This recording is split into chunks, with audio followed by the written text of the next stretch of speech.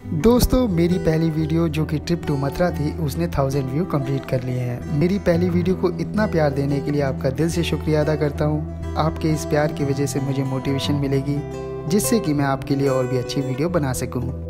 नमस्कार दोस्तों, मैं हूँ आपका दोस्त सोनू राघव और मैं एक बार फिर से अपने चैनल नमस्ते राघव पर आपका स्वागत करता हूँ। दोस्तों, आज हम जा रहे हैं फतेहपुर सीकरी।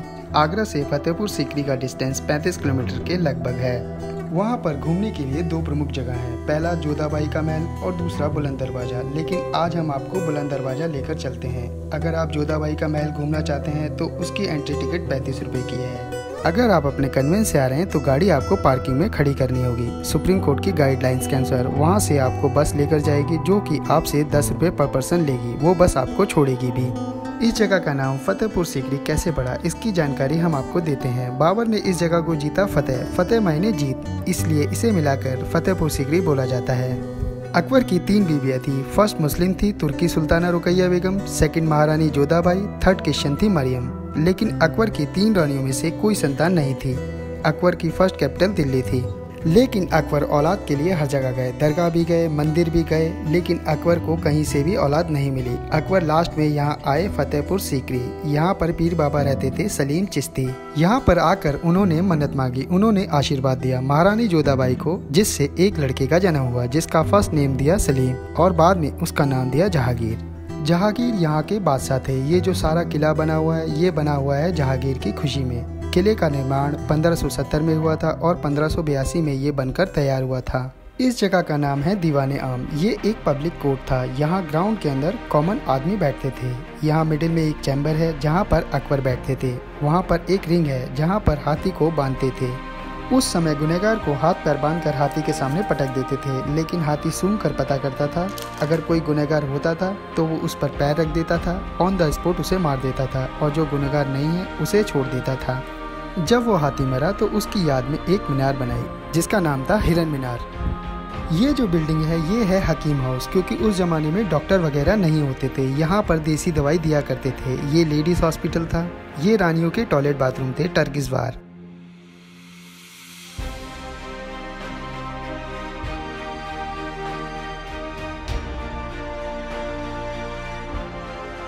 ये जो बाउंड्री नजर आ रही है ये है किले की दीवार सिटी वॉल, जो कि 3 साइड में था। यहाँ अकबर ने इस किले में 9 दरवाजे निकाले। आम पब्लिक के आने जाने के लिए 8 गेट निकाले। ये जो बिल्डिंग है इस बिल्डिंग का नाम है रिकॉर्ड ऑफिस, जिसके भी जो रिकॉर्ड होते थे वो यहाँ जमा करते थे।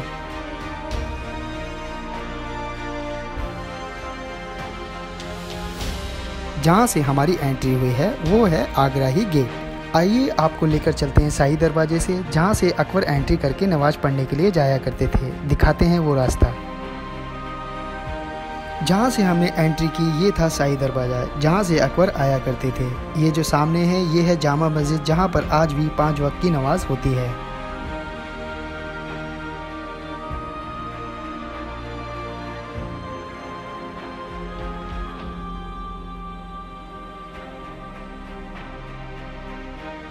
ये है वर्ल्ड फेमस गेट बुलंद दरवाजा।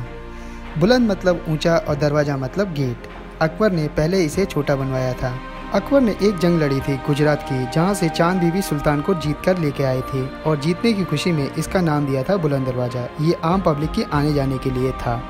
अंदर ये जितने भी रूम बने हुए हैं ये 84 रूम है, जो कि उस समय का कॉलेज हुआ करता था जहाँ बच्चों को तालीम दी जाती थी। ये जो सामने रेड वाली बिल्डिंग है इसमें गुरु परिवार के लोगों और उनके पोते की कब्र है।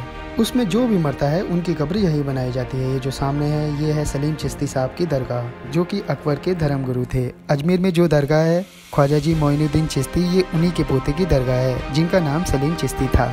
क्योंकि अकबर की कोई औलाद नहीं थी तो अकबर अजमेर से नंगे पैर नंगे सर यहाँ आए थे। उन्होंने मन्नत मांगी, गुरुजी ने आशीर्वाद दिया, जिससे महारानी जोधाबाई को बेटे का जन्म हुआ। उन्हीं की खुशी में ये किला बना हुआ है। इस किले को बनने में 12 साल का टाइम लगा। अकबर यहाँ 4 साल रहे थे क्योंकि यहाँ पानी की किल्लत थी, जिसके कारण अकबर यहाँ से आगरा चले गए थे। ये जो आप 2 पिलर देख रहे हैं जो कि अंदर से खाली है, क्योंकि जितना भी बारिश का पानी आता है इसके अंडरग्राउंड आता है, इसके द्वारा यहाँ गिरता है। इसके अंदर एक चैम्बर है और वो पानी का टैंक है जहाँ पर पानी इकट्ठा होता है। लेकिन यहाँ के लोग इस पानी को हॉली वाटर समझकर पीते हैं, क्योंकि अकबर का कहना था मेरे पीर साहब का पानी पैरों में ना आए। ये जो चमक रहा है ये सारा सीप है जो समुद्र से निकलता है। चंदन की लकड़ी के ऊपर सीप का काम है। क्योंकि सीप वाइट होता है, लाइट पड़ने पर इसमें कलर चेंज होते हैं। इसमें उस वक्त 7 लाख रुपए लगे थे, लेकिन इसे सेट करने में 8 साल लग गए थे। ये white marble single piece door है जिसमें कोई भी जॉइंट नहीं है। और ये जो आप ब्लैक डोर देख रहे हैं, इस लकड़ी का नाम है आवनीस की लकड़ी। क्योंकि आवनीस की लकड़ी वजन में हैवी होती है, पानी में डालोगे तो डूब जाएगी। इसे अकबर ने श्रीलंका से मंगवाया था। ये 56 जालियाँ हैं, लेकिन हर जाली का डिज़ाइन अलग अलग है। वाइट मार्बल स्किन, इसके अंदर कोई जॉइंट नहीं है, लेकिन इस जाली को दूर से देखोगे तो कांच जैसा नज़र आएगा, लेकिन इसके अंदर कोई कांच नहीं है। ये स्क्रीन है, 3 साइड में जाली बनी हुई है जहाँ पर लोग मन्नत के धागे बांधते हैं और जो भी विश करते हैं उनकी विश पूरी होती है। यहाँ से जाली को देखते हैं तो कांच जैसा दिखाई देता है, लेकिन इसमें कोई कांच नहीं है। अंदर से देखने पर बाहर के लोग नज़र आएंगे, लेकिन बाहर के लोगों को अंदर का नज़र नहीं आएगा, क्योंकि इसमें लाइट सिस्टम लगा हुआ है। चारों साइड में कुरान की आयतें लिखी हुई हैं। ये जो चिराग जले हुए हैं ये बाबा के बैठने की जगह थी, क्योंकि पीर बाबा जब यहाँ आए थे तो यहाँ किला वगैरह नहीं था, यहाँ एक पेड़ के नीचे बैठते थे। उन्होंने 21 हज किए थे और हर हाथ से 2 मटकी मिट्टी लेकर आते थे। मेन दरगाह ये है वाइट वाली। ये छोटा दरवाज़ा लेडीज़ दरवाज़ा है। लेडीज़ यहीं से आते थे और मन्नत का धागा बांधने के बाद यहीं से वापस जाते थे।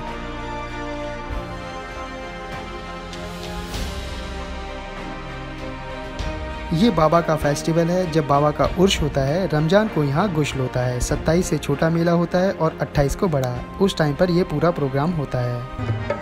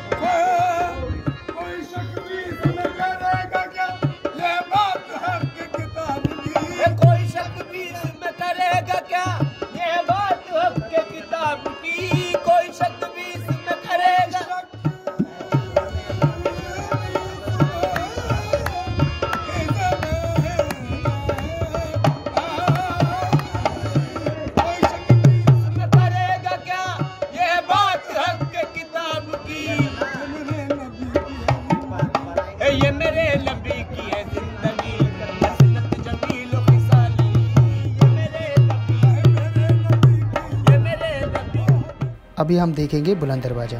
ये सिटी बॉल है, किले की दीवार। अकबर ने इस किले में 9 दरवाजे निकाले। 8 दरवाजे आम पब्लिक के लिए और एक शाही दरवाज़ा जो कि खुद के लिए था। ये जो ब्लैक डॉम है ये है टर्किश वॉर, लेडीज़ के नहाने की जगह। दोस्तों ये है वर्ल्ड फेमस गेट बुलंद दरवाज़ा, जिसकी हाइट 176 फीट और चौड़ाई 90 फीट की है। कोने पर एक पानी का टैंक बना हुआ है जिसकी गहराई 30 फुट की है। लोग 90 फीट की दीवार से जंप लगाते थे, 100 रुपये लेते थे कूदने के, लेकिन गवर्नमेंट ने अब ये रास्ता बंद कर दिया है। ये 42 स्टेप हैं जहाँ से आम पब्लिक आती है हर शुक्रवार को नमाज़ पढ़ने के लिए। जहाँ पर हम खड़े हुए हैं ये पूरा खाली है, इसमें पिलर के द्वारा सपोर्ट दिया गया है। ये जामा मस्जिद है जहाँ पर आज भी 5 वक्त की नमाज़ होती है। दोस्तों ये जो आपने 6 दरवाजे देखे वो आपको देखने में छोटे बड़े नज़र आएंगे, लेकिन वो एक ही साइज़ के दरवाजे हैं। और ये जो रूम बने हुए हैं ये पर्दा सिस्टम है, ये लेडीज़ की नमाज़ पढ़ने की जगह है।